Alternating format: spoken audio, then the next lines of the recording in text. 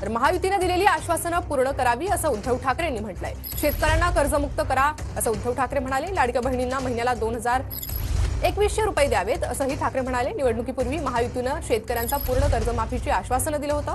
तसेच लाडक्या बहिणींना 2100 रुपये प्रति महिना देण्याचं आश्वासन देखील दिलं होतं।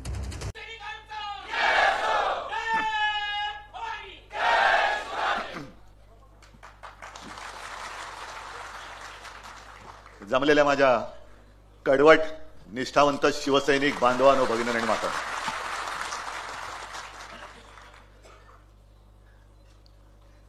मला तुमच्याकडे बघताना एक समाधान होतंय। किती कोणी फोडाफोडी केली तरीही जो अस्सल शिवसैनिक आहे त्या तटबंदीला चराचुरा पडलेला नाहीये।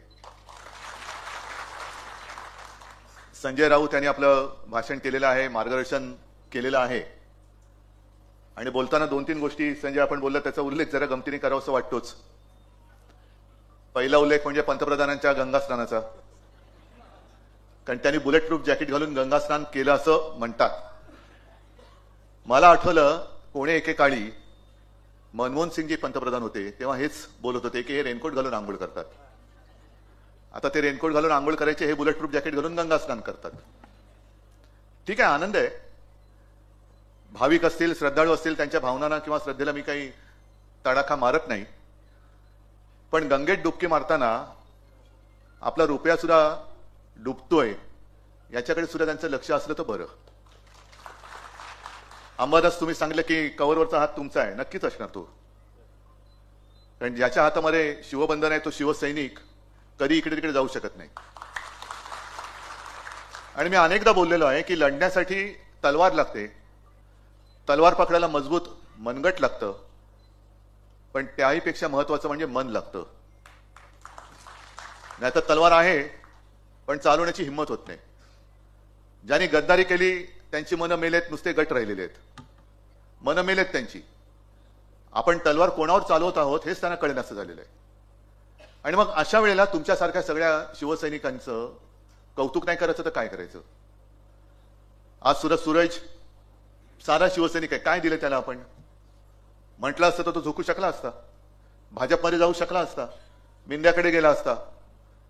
पण जे महाराष्ट्र गीत आपण ऐकलं, दिल्लीचंही तख्त राखितो महाराष्ट्र माझा, हे दिल्लीच्या तख्ताला अजून माहिती नाहीये। आत्ताचे जे बसले दिल्लीच्या तख्तावर त्यांना माहिती नाही की त्यांचं तख्त हे महाराष्ट्र राखतो, महाराष्ट्रावरती जुलूम केला तर दिल्लीचाही तख्त फोडतो महाराष्ट्र माझा, ही नवीन ओढ आपल्याला लिहावी लागेल।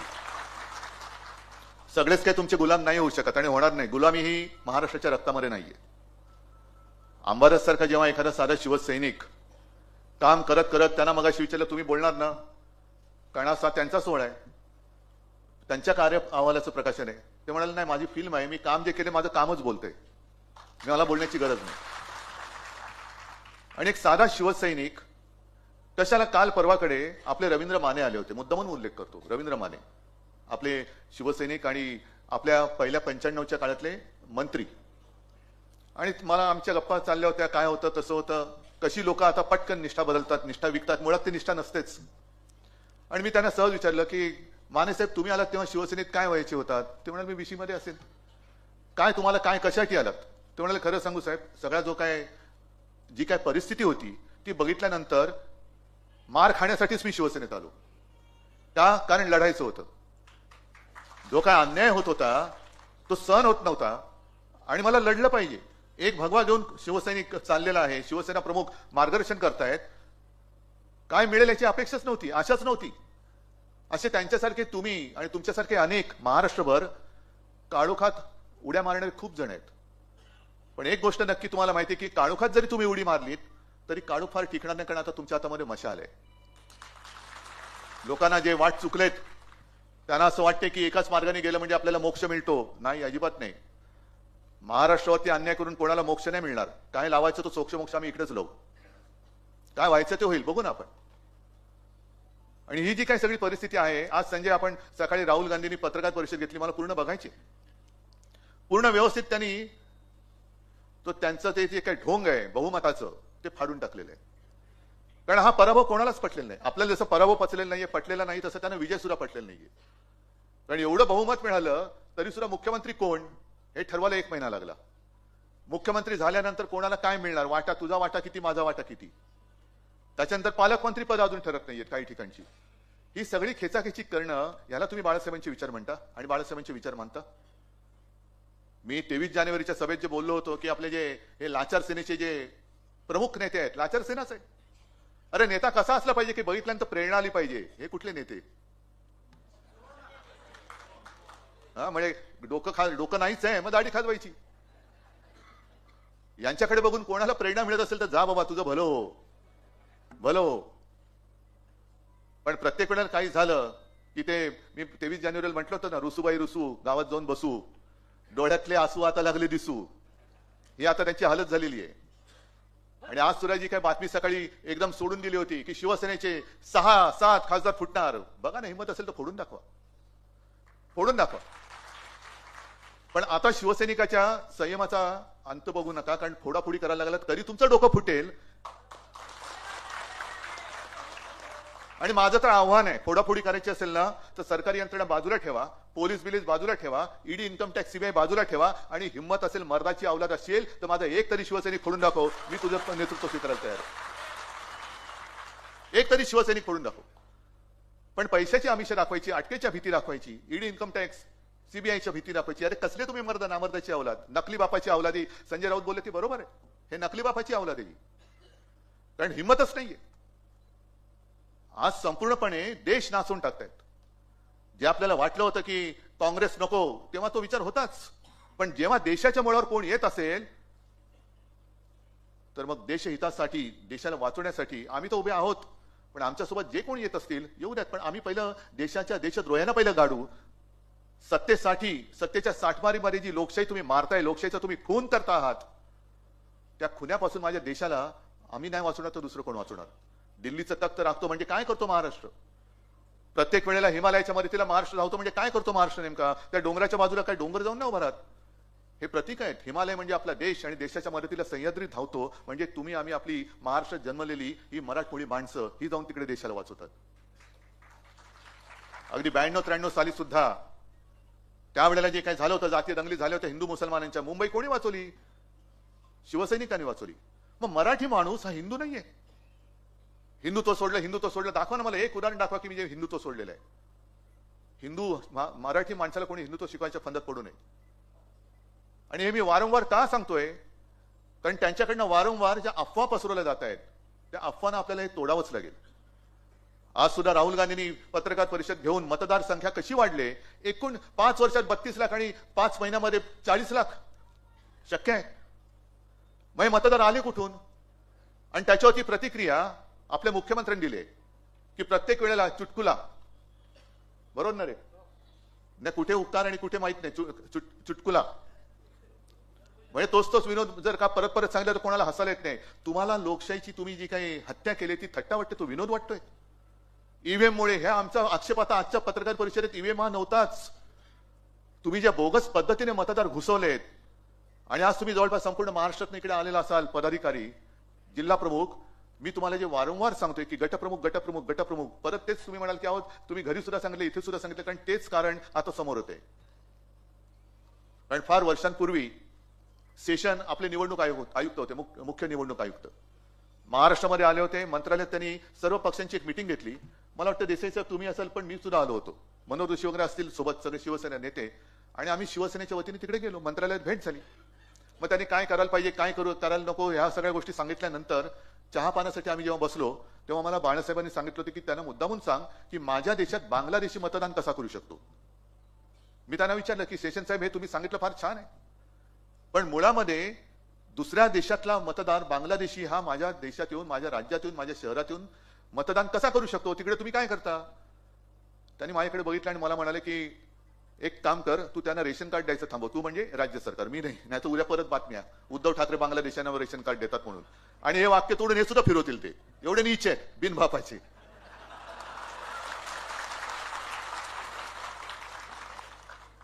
तर थोडक्यामध्ये काय की इथली जी काही यंत्रणा आहे ती रेशन कार्ड देते आणि त्यावेळेला रेशन कार्ड हा एक काय त्याला आधार होता. आता आधार कार्ड हा आधार झालाय. आणि जर का मी चुकीचं बोलत नसेन तर देशभरामध्ये कुठेही आधार कार्ड असलं तर तो कुठल्याही राज्यात गेल्यानंतर तिथल्या प्रतिष्ठित व्यक्तींचं जर का एक ओळखपत्र घेतलं की मी या व्यक्तीला ओळखतो, हा खूप चांगला आहे, बोगस असला तरी चांगला आहे, तरी त्याचं मतदार यादीत नाव नोंदलं जातं. आणि मग तिकडे या प्रश्नाची उकल जी आहे, उत्तर आहे ते असं आहे की लोकसंख्येपेक्षाही मतदार वाढले कसे, कारण हे इतर राज्यातनं आलेले आहेत. त्याच्यानंतर दुसरं त्यांनी असं केलं असं म्हणतात की लोकसभेचा त्यांनी अभ्यास केला, लोकसभा निकालाचा. कोणत्या मतदारसंघात आपल्याला आघाडी मिळाली, कोणत्या मतदारसंघात आघाडी किती मिळाली तरी जिंकू शकत नाही, त्यातले बरोबर त्यांनी ते मतदार हेरले, बाजूच्या वॉर्डात त्यांनी ते नोंदवले आणि मतदान त्यांच्या उमेदवाराला करून घेतलं आणि जिंकले. नुसतं ईव्हीएम नाही, हे सुद्धा काम आहे. मग हे काम तपासायचं कोण? हे काम आपण तपासू शकतो. सातत्याने मी जे सांगतोय, मुद्दामून या चॅनल समोर सांगतोय, कारण प्रत्येक मतदाराचं एक कर्तव्य आहे, प्रत्येक पक्षाच्या कार्यकर्त्याचं एक कर्तव्य आहे की माझ्या मतदार यादीत अचानक हा माणूस घुसलाय, तो कोण आहे, कुठे राहतो. कारण आता जे नोंदले गेलेले मतदार आहेत, गेल्या वेळेला त्यांनी जे काही मतदान केलं असेल, मला नाही वाटत त्यांना सहजासहजी आता वगळता येईल. त्यासाठी खूप मोठा अभ्यास करावा लागेल आणि खूप मोठा संघर्ष करावा लागेल. लोकशाहीची हत्या म्हणतोय ती हीच आहे की लोकशाही जिथे तुम्ही माझा पक्ष चोरलात, तिकडे लोकशाही चोरलेली दाखवून तुम्ही तुमचा जितमय्या म्हणून करत असाल तर हा विजय तुमचा विजय नाही, तुमचा पराभव झालेला आहे. पण केवळ सगळ्या यंत्रणा तुमच्या ताब्यात आहेत म्हणून, आणि म्हणून जसा तुम्ही माझा पक्ष फोडतात तशीच तुम्ही माझ्या देशाची सुद्धा वाट लावून टाकतात. काय शेवटी करणार काय? आंदोलनं तर झालीच पाहिजेत. मी तर सगळ्यांना सांगतो की एक काम करा, जसं अंबादासने केलं ना जनता दरबार, अंबादास हे काम चालूच ठेवायचं. सगळ्यांना सांगतो चालूच ठेवायचं, कारण आपण जनतेला बांधलेलो आहोत. मी भाजपला सोडलंय, हिंदुत्व नाही सोडलेलं, राष्ट्रीयत्व नाही सोडलेलं, मी सोडू शकत नाही. पण हिंदुत्वाचा बुरखा पांघरून जर कोणी माझ्या देशाच्या नरडीचा घोट घेत असेल तर त्याला मग मात्र मी कट्टर कट्टर कट्टर हिंदू आणि राष्ट्रप्रेमी म्हणून त्याच्या नरडीचा घोट घेतल्याशिवाय राहणार नाही, ही शपथ घेऊन आपल्याला बाहेर पडलं पाहिजे. अनेक त्यांनी थापा मारल्या झाले. तुम्ही ग्रामीण भागात आले, आता इथले समोर माझे बुलढाण्याचे वगैरे लोक दिसत आहेत, बरोबर आहे ना, मराठवाड्यातली आहेत. सोयाबीनला भाव मिळतोय नाही, कापसाला मिळतोय, 1 रुपयात पीक विमा, त्याच्यात घोटाळा. तरी आज का काल अमरावतीमध्ये आंदोलन झाले, नाशिकला आंदोलन झालं, सगळीकडे आंदोलन होते. कारण एक तर तुम्ही चोरून तुमचा विजय मिळवलाय, पण लोकांचे प्रश्न काय? लोकांचे प्रश्न तसेच आहेत. आणि विरोधी पक्ष नेता जो असतो त्याचं काम हेच असतं की अशी फसली गेलेली जनता असेल आणि सत्तांध झालेले सत्ताधारी असतील तर त्यांच्या मध्ये तो ठाम सह्याद्री सारखा उभा राहायला पाहिजे की याद राख, माझ्या जनतेवरती अत्याचार केलं असतं, माझ्याशी गाठ आहे. याला विरोधी पक्ष नेता म्हणतात. आणि ते काम अंबादास तुम्ही करतायत, आपले सगळे शिवसैनिक करतायत. 1 रुपयात पीक विमा घोटाळा, पीक विमा योजना त्याच्यामध्ये घोटाळा झालेला आहे.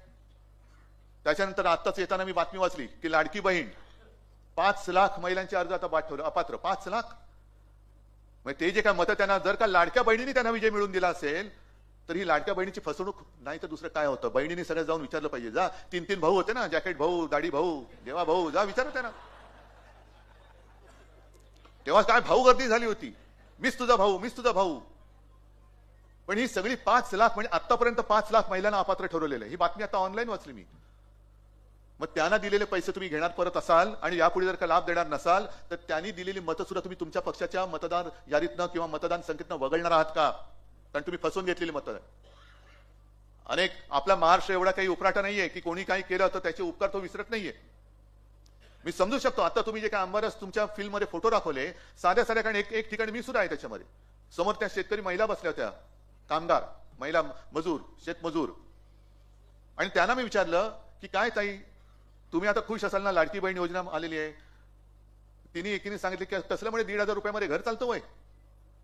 तिच्या बाजूला तिचं पोर बसलं होतं, 5-6 वर्ष, 4-5 वर्षाचं असेल. याची ऍडमिशन करायची, याला शिकवायचं, याला शिकायचंय. 1,500 मध्ये काय शिकवणार मी? सुदैवाने तिकडे आपला शिवसैनिक होता, काय त्याचं नाव, अंबादास भालेकर. मला म्हणाल साहेब काळजी करू नका, मी करतो काहीतरी. आणि मला वाटतं 15 दिवसात अंबादासनी मला फोन करून सांगितलं की साहेब त्या मुलाला आपण शाळेत ऍडमिशन केली, त्याच्या शिक्षणाचा खर्च आपण करतोय. मग 1,500 रुपये तुम्ही तेव्हा निवडणुकीच्या तोंडावरती माझ्या बहिणीला, मी लाच म्हणत नाही पण फसवणूक म्हणून केली तुम्ही, ओवाळणी देतो. मग ती बहीण सुद्धा म्हणाली की काहीच नाही तर हा देतोय, मग याला नाही कसं म्हणायचं? दिली असतील मत, दिली असं माझं म्हणणं नाही, कारण बहीण सुद्धा माझी हुशार आहे. फसवा कोण आणि खरा कोणी ती ओळखते. पण ह्या ज्या काही गोष्टी आहेत ना त्याला आता वाचा फुटली पाहिजे. ठीक आहे, निवडणुका येतात, निवडणुका जातात, हार जीत होत असते, पण ही हार नाहीच आहे. आपण जिंकलेलो आहोत, कारण लोकांच्या मनात आज सुद्धा शिवसेना आहेच आणि आपली शिवसेना आहे. आणि यांना काय वाटतं, जे गद्दार झाले त्या गद्दारांना सांगू इच्छितो, अरे तुम्हाला तानाजी मालुसरे नाही होता आलं, शिवाजी महाराज सोडूनच द्या, बाजीप्रभू देशपांडे नाही होता आलं, पण खंडोजी खोपडे व्हायला सोपं असतं. ते खंडोजी खोपडे तुम्ही झाला, सूर्याजी पिसाळ तुम्ही झालेला आहात. आणि लोकसभा निवडणुकीच्या वेळेला ओमराजेंनी एक चांगलं भाषण माझ्यासमोर केलेलं. ओमराजे म्हणाला की सूर्याजी पिसाळ नाव घेतलं आपण काय म्हणतो, खंडोजी खोपडे. मग त्यांना 400 वर्ष झाले तरी सुद्धा गद्दारीचा शिक्का पुसला जात नाही. आणि काल केलेली गद्दारी यांचा शिक्का कधी पुसला जाणार. शेवटी इतिहास म्हणून इतिहासात तर यांना जागा मिळणारच नाही म्हणा, पण गद्दार म्हणूनच यांची नोंद होणार आहे. तोतये म्हणूनच नोंद होणार आहे. त्याच्यामुळे खंडोजी खोपडे व्हायला खूप सोपं असतं. पण बाजीप्रभू देशपांडे माहिती आहे मी मरणार आहे, पण माझा राजा तो सुरक्षित पोहोचला पाहिजे. कारण तो जगला तर माझं राज्य, माझी माता, भगिनी, बांधव सगळे सुरक्षित राहणार आहेत. तानाजीला सुद्धा माहिती होतं की आपण मरू, पण माझा भगवा मी खाली नाही टेकू देणार. अरे भगवा विकणारी ही नतद्रष्टा अवलाद, तुम्ही काय आम्हाला हिंदुत्व शिकवताय. मरण समोर दिसत असताना सुद्धा लढणारे शिवरायाचे मावळे त्यांच्यापासून जरी प्रेरणा घेतली तरी मी म्हणेन तुम्हाला शिवबंधन म्हणजे काय असतं ते कळेल. ते त्याला म्हणतात शिवबंधन. तेव्हा काही निवडणुका नव्हत्या. आणि आपल्या नितीन मानगुडे सरांची ते सांगतात ना, अफजल खान आल्यानंतर कान्होजी जेरे नाईक त्यांना सुद्धा फरमान आलं. तेव्हाचे ते ईडी इन्कम टॅक्स सीबीआयच होतं. अफजल खान आलाय आणि अफजल खानाने खलिता पाठवलं, फरमान पाठवलं की तुम्ही आणि तुमची 5 मुलं गपगुमान आमच्याकडे येऊन सामील व्हा, म्हणजे भाजपात या, नाहीतर सहकुटुंब मारले जाल. आणि मग तो ते फरमान घेऊन 5 मुलांना घेऊन कान्होजी गेले महाराजांकडे आणि त्यांनी सांगितलं अफजल खानाचा खलिता आलेला आहे. महाराजांना माहिती होतं. ते मग त्यांनी असं असं लिहिलेलं आहे. तर शिवाजी महाराज म्हणाले ठीक आहे मग जा की, तुमचं जर का प्राण वाचत असतील, तुम्हाला काय आमदार खासदार नाही ते एसीओ होत असाल. आता 1,94,000 चट्या उचलणाऱ्यांना भाजप एसीओ करतोय, तर जा तुम्ही. आणि तेव्हा कान्होजी जेरे ताडकन बोलले, चिडले. ते बोलले महाराज, त्यांनी तर तांब्या घेतला, हातावरती पाणी सोडलं आणि हे सोडलं मी माझं पाणी वतनावरती, हे सोडलं पाणी माझ्या मुलाबाळावर, पण जोपर्यंत जीवात जीव आहे तोपर्यंत मी तुमच्याशी आणि भगवेशी प्रतारणा करणार नाही. याला म्हणतात शिवबंधन. याचा अर्थच त्यांना कळणार नाही. आज महाराष्ट्र मारला जातोय, मुंबईचा सत्यानाश करतायत. जे गेले वर्ष 1.5 वर्ष मी बोलतोय, आदित्य बोलतोय, सगळे बोलतायत की आपल्या मुंबईला, जी मुंबई अभिमानाने आपण सांगतो की माझ्या देशाची आर्थिक राजधानी, त्या देशाच्या आर्थिक राजधानीला आता भिकेचे डोहाळे लावले त्यांनी, भिकेचे डोहाळे. संपूर्ण देशात सर्वाधिक कर संकलन करणारं जर का राज्य आणि शहर असेल तर ती आपली मुंबई. जवळपास 35 ते 37% कर संकलन जे काय दिल्ली केंद्र सरकार करतात ना तिकडे बसून, हे त्यातलं एकटी मुंबई 35 ते 37% कर हे आपली एकटी मुंबई देते. आणि अभिमान आहे मला. सुनील, तुम्ही ज्या वेळेला महापौर होता 2012, त्यावेळेला 640 कोटीने आपली महापालिका त्रुटीमध्ये होती, तोट्यात होती. मग 2012 ते आता जेव्हा महापालिका विसर्जित होत होती तोपर्यंत संपूर्ण महापालिका सलग जेव्हा शिवसेनेच्या ताब्यात होती तेव्हा 92,000 कोटीच्या मुदत ठेवी किंवा फिक्स डिपॉझिट आपण केल्या होत्या. हा कोस्टल रोड जो केलेला आहे यांचं कोणाचं नाही, ना मोदींचा 1 पैसा आहे, ना देवेंद्र फडणवीसांचा 1 पैसा आहे, ना गद्दारांनी 1 पैसा टाकलाय. तो आपल्या मुंबई महापालिकेने टाकलेला पैसा आणि त्यातनं केलेलं हे काम आहे. 90,000 कोटीच्या ठेवी असलेली महापालिका आता त्या ठेवी त्यांनी 80,000 कोटीवर आणल्या. मधल्या 1-1.5 वर्ष, 1 वर्षापूर्वी आपले माननीय पंतप्रधान येऊन गेले आणि त्यांनी सांगितलं बँक में पैसा रखकर विकास नाही होता जी. पण आता जो काय विकासाच्या नावाखाली भ्रष्टाचाराचा धुरळा उडालेला आहे, एक तर 92,000 कोटीच्या 80,000 कोटीपर्यंत आणल्या, आणखीन ते खाली जाणार. पण त्याच्या समोर जवळपास 2,30,000 कोटीपेक्षाही जास्त देणी या नादान सरकारने करून ठेवलेले, 2,30,000 कोटी. आणि मी जर का चुकत नसेल तर सुनील तुम्ही सांगा, दरवर्षी आपल्या मुंबई महापालिकेचा जो काय महसूल आहे तो 40,000 कोटी आहे. त्यातला 30,000 कोटी हा आस्थापनावरती जातो, पगार बिगार सगळ्या याच्यावरती. म्हणजे आपल्या विकासाला 10,000 कोटी मिळतात.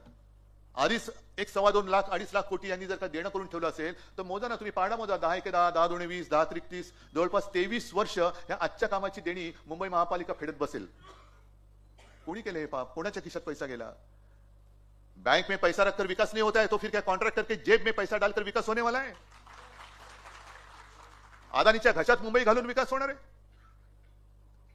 आज सुद्धा आणखीन एक बातमी आहे की धारावीच्या पुनर्विकासासाठी जेवढी जमीन पाहिजे त्याहीपेक्षा अधिक जमीन आणखीन अदानी मागतायत. द्या. त्यावेळेला इंग्रजांच्या काळामध्ये मुंबई आंदण दिली होती, आता तुम्ही अदानीला आंदण देतात. लढणार कोण? उभा कोण राहणार? आणि म्हणून शिवसेनेच्या मुळावरती घाव घालण्याचा प्रयत्न ते करतायत. कारण त्यांना माहिती आहे शिवसेना आहे आणि ज्या शिवसेनेचं प्रमुख पद आहे ना उद्धव बाळासाहेब ठाकरेकडे आहे. बाळासाहेब ठाकरे यांचा पूर्ण इतिहास तुम्हाला माहिती आहे. बाळासाहेबांच्या वडिलांचा इतिहास तुम्हाला नसेल माहिती तर सांगतो की संयुक्त महाराष्ट्राच्या चळवळीमध्ये पहिले 5 जे नेते होते त्याच्यात माझे आजोबा होते प्रबोधनकार केशव सीताराम ठाकरे. त्यावेळेला तेही तुरुंगात गेले होते. आणि अशा घरात जन्मलेला माणूस जोपर्यंत तुमच्या समोर ठामपणे उभा आहे तोपर्यंत मी मुंबई तुम्हाला गिळायला देणार नाही म्हणजे नाही, अजिबात नाही. आणि म्हणून उद्धव ठाकरेला एकटा पाडा. मराठी माणसाची ताकद बटेंगे तो कटेंगे हे आपल्याला वाटलं हिंदू मुसलमान नाही, आपल्या मराठी माणसात त्यांनी लावली ही कलागती. म्हणजे चांगल्या संस्था आता मुंबई महापालिका तोडून टाकली, फोडून टाकली. जवळपास हॉस्पिटल्स आता त्याचं खासगीकरण करायला चाललेत. महापालिकेचे हॉस्पिटल्स आहेत, राज्याचे हॉस्पिटल्स. मग भगवतीचं करणार का? चालत नाही, चालू शकत नाही. मग साधा माझा प्रश्न आहे, महापालिकेचे हॉस्पिटल चालत नाही म्हणून जर का खासगीकरण करत असाल तर उद्या महापालिका नाही चालत, मग ती अदानीला दिली तर? नाही बाबा, महापालिका चालत नाही कारण आधीच 2.5 लाख कोटींचं डोक्यावरती ओझं आहे, आम्ही नाही करू शकत, देऊन टाका अदानीला. त्या महापालिकेच्या ऑफिसमध्ये काय अदानी बसणार तिकडे? आणि अशा वेळेला आपलं काम आहे शिवबंधन काय असतं हे शिवबंधन नुसतं हातात असून चालत नाही. शिवबंधन हृदयात पाहिजे. आणि शिवबंधन म्हणजे या मातीशी आणि आपल्या मातेशी बंधन, त्याला मी म्हणतो शिवबंधन. ते खरं शिवबंधन आहे. आणि मग परत एकदा जेव्हा 1966 साली शिवसेना प्रमुखांनी जो आपल्याला एक मंत्र दिला, मराठा मराठेतर, ब्राह्मण ब्राह्मणेतर, 96 कोळी 92 कोळी, स्पृश्य अस्पृश्य, घाटी कोकणी असे सगळे भेदाभेद गाडून मराठी माणसाची भक्कम एकजूट बांधा, याला म्हणतात महाराष्ट्र धर्म. आणि हा महाराष्ट्र धर्मच हिंदुत्वाला वाचू शकतो, देशाला वाचू शकतो. आणि हेच तर खरं शिवबंधन आहे. आणि म्हणून तुम्हाला त्या शिवबंधनाची एक जाणीव करून देण्यासाठी अंबरनाथ तुम्ही तुमच्या कार्यक्रमाचं नाव शिवबंधन ठेवलं, याच्याबद्दल तुमचं मी खास अभिनंदन करतो. आणि आज जरी माझ्या हातामध्ये काही नसलं देण्यासारखं तरी हीच तर खरी शिवसेना आहे. जे शिवसेना प्रमुख बोलले होते ते आता आपल्याला राजकारणात करायचंय. नोकऱ्या मागणारे होऊ नका, नोकऱ्या देणारे व्हा. पद मागणारे होऊ नका, पद देणारे व्हा. कारण यांचं आयुष्य जे आहे मिंद्यांचं, अरे काजवा जरी एवढा असला तरी स्वयंप्रकाशित असतो. हे स्वयंप्रकाशित कुठे? यांच्या तिकडनं टॉर्च मारतात तोपर्यंत दिसत आहेत. दिल्लीतनं टॉर्च बंद झाला की अंधारात कुठे जातील कळत नाहीत. आणि मग त्यांच्या बरोबर जे गेलेले आहेत त्या काळोखात काय चेंगराचेंगरी होईल काय कळणार नाहीये. यांचं भवितव्य फार बिकट आहे. त्यांना बाकी म्हणजे मी म्हणतो ना की पुण्यामध्ये तो कुठला आता एक तो रोग पसरतोय GBS, बरोबर ना? कशामुळे पसरतोय? दूषित पाणी. कोण जबाबदार? उत्तर द्यायला कोण आहे? महापालिका आहे. महापालिका विसर्जित झाले, महापौर नाहीये. तुम्ही जे काय मागे म्हणायचं स्टँडिंग की अंडरस्टँडिंग आहो, तुमच्याकडेच ती पुणे महापालिका होती, भाजपकडेच होती. मग जा तुम्ही त्या नगर विकास खात्यात जे काय तिकडे जे धेण बसवले ना त्याला विचारा, जा काय मिळालं नाही का? तू गावात जाऊन बसतो आणि रेडा कापतोस. पुणेकरांना दूषित पाण्यातनं रोग होत आहेत. कोण जबाबदार? कोण? मंत्री नाही तर दुसरा कोण असणार आहे? कारण तुम्ही महापालिका ठेवलेलीच नाहीये. पण हे जाब नाही विचारायचे. पण आम्हाला काय मिळालं तर आम्ही खुश, नाहीतर रुसूबाई रुसू. हे रुसूबाई रुसू सोडा. कारण जर जनता पेटली तर तुमच्या घरात घुसू हे जनता म्हणेल उद्या. आणि अशा पद्धतीने हा जो काय कारभार चाललेला आहे त्या कारभाराला जर उत्तर द्यायचं असेल तर हातामध्ये शिवबंधन आणि भगवा घेऊनच आपल्याला उतरावं लागेल. बाकी बोलण्यासारख्या अनेक गोष्टी आहेत. सगळ्याच गोष्टी काय आज मी बोलणार नाही कारण आजचा मुख्य कार्यक्रम अंबरनाथच्या कार्य अहवालाच्या प्रकाशनाचा आहे. आणि असं अहवाल प्रकाशन करणारे मला वाटतं शिवसेना हा एकमेव पक्ष असेल. अगदी नगरसेवक प्रकाशन करतात, शाखा प्रमुख करतात, विभाग प्रमुख करतात. दुसऱ्या पक्षामध्ये कार्यच नाही, अहवाल कसला देणार? तर असेच तुम्ही शिवसेना प्रमुखांचे कट्टर सच्चे शिवसैनिक, निष्ठावंत शिवसैनिक काम करत राहा आणि महाराष्ट्र रक्षणासाठी सज्ज राहा.